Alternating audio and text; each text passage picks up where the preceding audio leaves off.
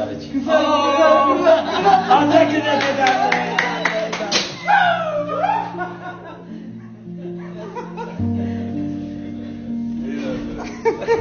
ናይ አሰብኩት ይገባል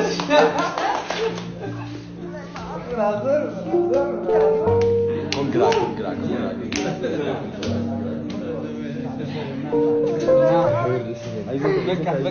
በቃ ማሚ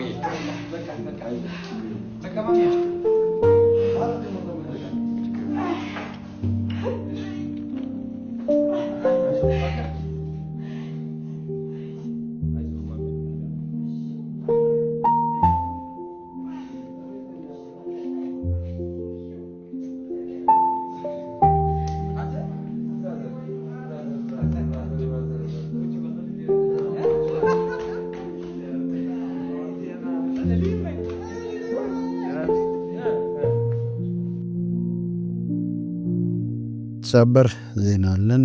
እንግዲህ ከመሸ አዶናይና ጃኒ ከእስር ተፈተዋል።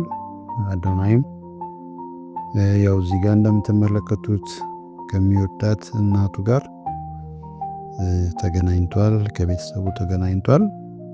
አሁን በሰማነው መረጃ መሰረት ጃኒም እንደወጣች ነው የሰማነው።